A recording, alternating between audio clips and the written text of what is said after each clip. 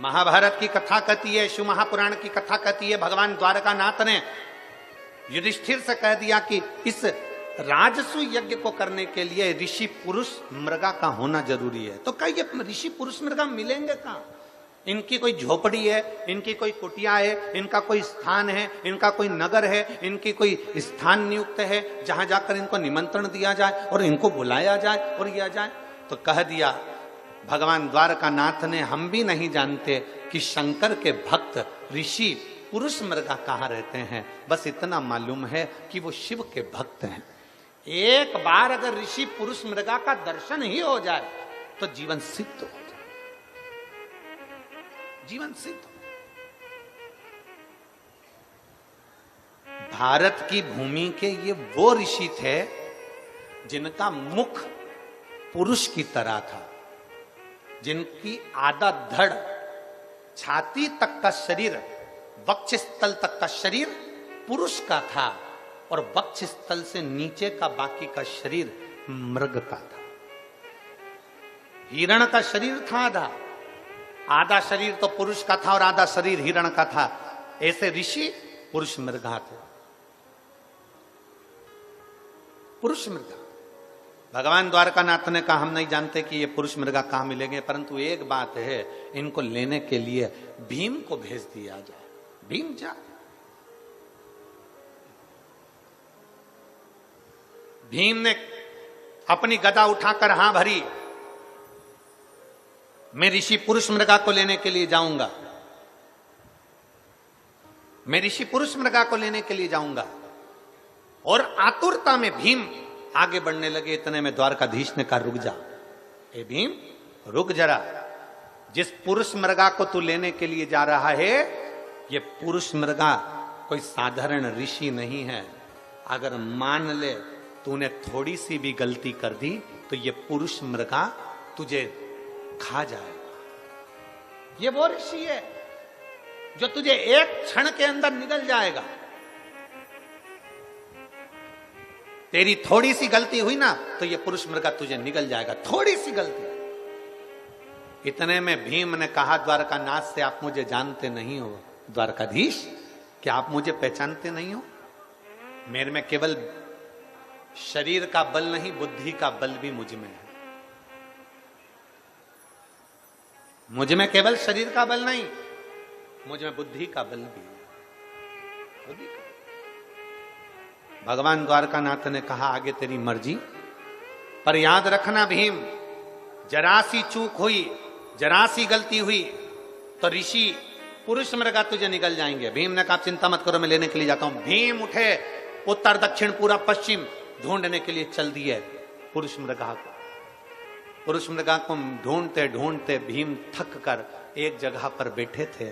तभी उन्होंने देखा कि एक बानर, एक बंदर बैठा हुआ है, एक बानर बैठा। भीम ने आवाज लगाकर कहा, तुम कौन हो? बानर के रूप में श्री हनुमान जी महाराज कहते हैं, भीम तुम मुझे पहचाने नहीं, मैं भगवान राम जी के चरणों का दास हनुमान हूं। मैं भगवान राम जी के चरणों का दास हनुमान हूं, तुम मुझे पहचाने नहीं। भीम ने कहा हनुमान जी महाराज से, महाराज जी मैं तुम्हें पहचान नहीं पाया। भीम तुम थोड़े बेचैन से दिख रहे हो। भीम तुम्हारे चेहरे पर थोड़ी बेचैनी दिख रही है,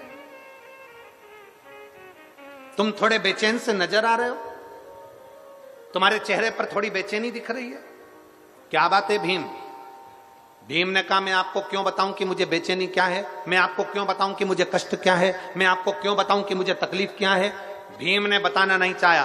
भीम बैठ गए, सुस्ता रहे थे, बहुत सुस्ताते सुस्ताते आखिरी में हनुमान जी महाराज ने भीम को दूर बैठे हुए कहा, भीम मुझे मालूम है तुम कहां जा रहे हो। भीम ने पूछा, बताओ कहां जा रहा हूं। हनुमान जी महाराज ने कहा, तुम शिव जी के भक्त ऋषि पुरुष मृगा को लेने के लिए जा रहे हो। भीम ने कहा, आपको कैसे मालूम पड़ा कि मैं पुरुष मृगा को लेने के लिए जा रहा हूं? हनुमान जी बोले, जो पुरुष मृगा शिव का भक्त है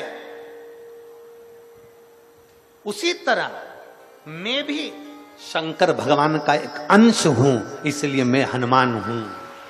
मैं हनुमान,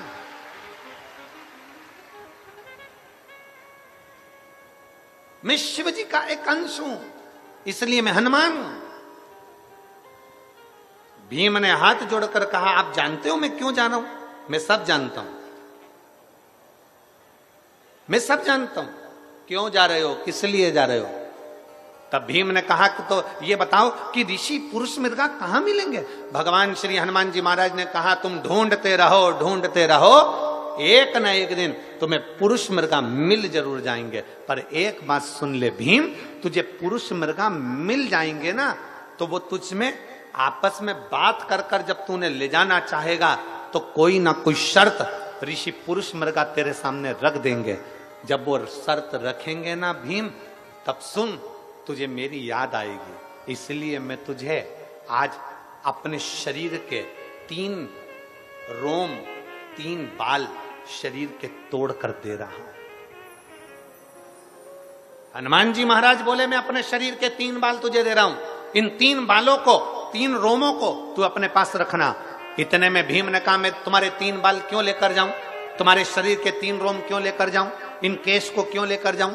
तब हनुमान जी ने कहा, सुन रे भीम, जब पुरुष मृगा मिलेंगे तो उससे शर्त रखेंगे, तेरे साथ हस्तिनापुर जाने की जब शर्त रखी जाएगी, उस जगह पर तुझे मेरी याद आएगी। ऋषि पुरुष मृगा जब तुझसे शर्त रखेंगे, ऋषि पुरुष मृगा को रोकने के लिए मेरे शरीर का 1 बाल जब तू जमीन पर पटकेगा, उससे 1000 शिवलिंग उत्पन्न हो जाएंगे। दूसरा रोम पटकेगा, उससे 1,00,000 शिवलिंग उत्पन्न हो जाएंगे। तीसरा रोम जब तू पटकेगा, उससे 1 करोड़ शिवलिंग उत्पन्न हो जाएंगे। मेरे हनुमान जी महाराज ने कहा, भीम, जब तू पुरुष मृगा से संकल्प लेगा, कुछ शर्त रखेगा, मेरे शरीर के ये शिवलिंग प्रकट करेंगे। और सुन भीम, पुरुष मृगा की एक आदत है, जितने शंकर के शिवलिंग मिलते हैं उतने शिवलिंग की वो स्नान करके पूजन करता है, तब आगे बढ़ता है। अब तू सोच, 1 रोम से कितने शिवलिंग हैं? जम के बोलो जरा। 1000। दूसरे रोम से 1,00,000, तीसरे रोम से 1 करोड़।